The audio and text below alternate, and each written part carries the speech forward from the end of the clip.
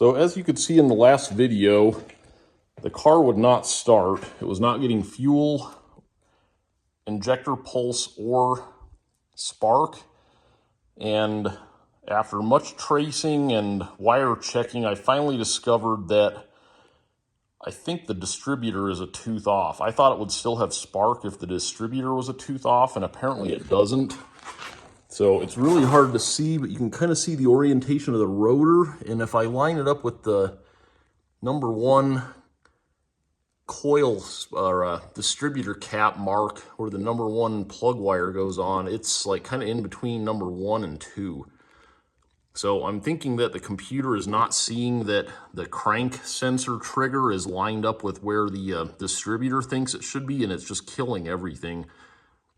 So there's this hold down tab under there that I had to chisel off. It'd probably be a lot better with the intake manifold off.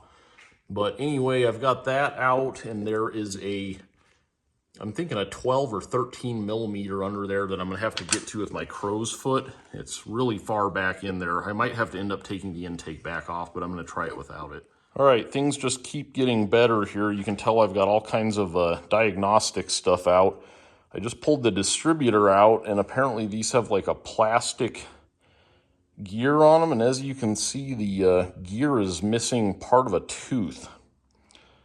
So I think I found the other half of my problem. So in addition to the timing being off a gear tooth or two, this might have been the whole reason that happened, was because this cog broke here.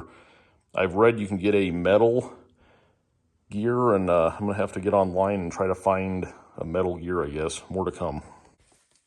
All right, we got the brand new gear from 034 Motorsports. They made like a special run of these apparently for me, so I appreciate that greatly, and everyone's help over there. Looks like there's just a roll pin, so we're gonna drive that out and stab the new gear in. It looks like it goes like that, and looks like it's the same size pin on either side, perhaps. All right, here's the installed 034 Motorsports brass gear with the shims. I just put the stock shims back in place. Had I filmed getting the pin out for this, there would have been too many expletives to share the video, but here's the pin. I actually had to put a metric standard roll pin back in it. This seems like it might have been a roll pin. There's like I don't know if that's a split from me hitting it so hard, but either way, this thing's got a taper to it, so you want to push it out this way, but in the process, I broke a snap-on drift punch, bent another bigger snap-on drift punch, and yeah, ended up just grinding it flat on there and had to finally get it far down enough to where I didn't get it into the shaft, luckily, but I was afraid I was gonna have to cut the thing completely off. So just if you do encounter one of these, just make sure you've got a good solid punch and put it in a vise without the vise clamping down. I used some like aluminum jaws on there to not mar it up. But if you have to do one of these, good luck. All right, something else I wanted to point out here is the rotor on these 3B cars. This is information I got off the SJM Technic site. Here's the rotor that came out of this. It ends in a 350 with the R1 designation, which stands for resistor 1000 ohm. So in between there and there, if you measure that with an ohm meter, it'll measure 1000 ohms. And if you're having issues, you want to check that.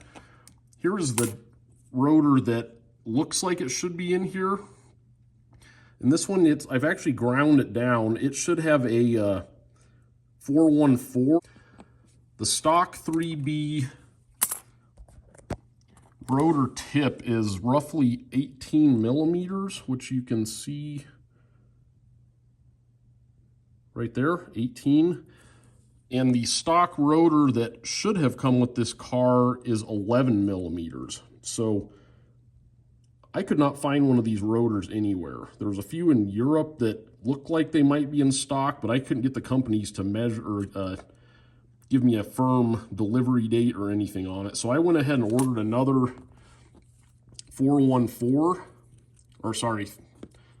350 and made my own. So I'm not sure exactly how these are going to wear. The pictures I saw of the 414 they look just like this. They don't have these ears on the side, but I'm going to run this and see what happens. The book says that it gives more precise control of timing. So I'm going to see if it runs any better with this in there. And then from the factory, these are glued on to the shaft here. So this one was not, it came right off, but I am going to put a dab of Loctite going back together on this again. But you can see here, here's the timing marks. So here's your Hall effect sensor, there's the mark on the case, and there's where the rotor is going to point once it's installed. And I did make a mark on this distributor housing as well, which is right there. So I scribed a line, and then I scribed a line on the head. So this thing is going to sit in here about like this. And that's going to be pointing roughly a little over 9 o'clock, maybe 9:30 position. And I'll show you once I get it in here. All right, so when I put this distributor in here, you got to think these gears are like helically cut here. So I'm going to have the rotor pointed nearly straight ahead. And as you slide it in, it's going to kind of rotate. Which I'm going to do it more at like 10 o'clock, I guess. And as it rotates, it's going to, as it meshes with the cam gear, it's going to slide in and go counterclockwise. So I'm going to grab a light here. And I know you can't really see any of what's going on here, but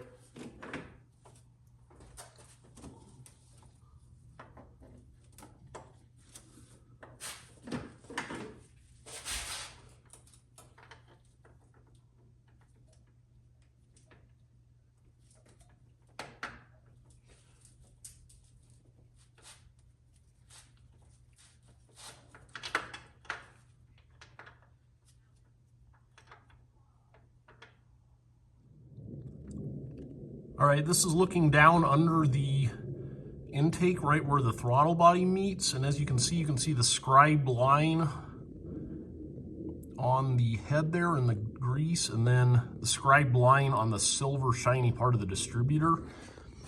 So that went back in right where I had it, and then if you look down at the distributor, the line on the Hall effect sensor is once again in line with the mark on the side of the distributor housing there. So now we're at top dead center. And here's the old distributor cap here with the firing order of 12453. So if this is sitting kind of like that in the car, that's how your plug wires are going to connect up to it. All right, I got the distributor clamp down bolt put back in, which took some finagling. Like I said, you use used a short 13 and then a crow's foot 13, and it's way back under there. I kind of had to like hold the wrench on the bolt from above here with like a long-handled screwdriver. And you can see the lobe on the distributor for number 1 is pointed basically like straight ahead. And then we'll just put the plug wires back on and try to start it.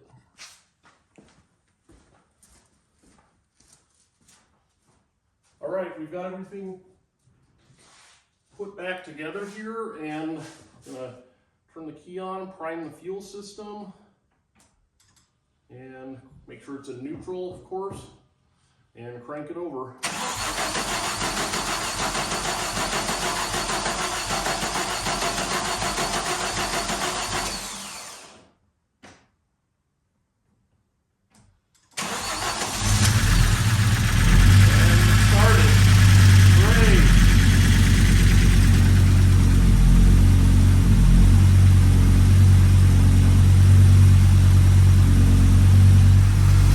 Everything sounds good so far. There was a little bit of valve train tick that you heard on startup. That's because those tappets or the lifters, whatever you want to call them, were bled down. Exhaust sounds like an awesome 5-cylinder. So I'm going to pull it out and let it warm up a little bit, and we'll go take it for a test drive, see how she runs.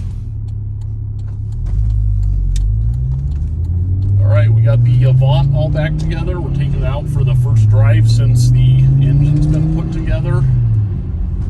Sounds good, everything's running smooth. Open it up a little bit here.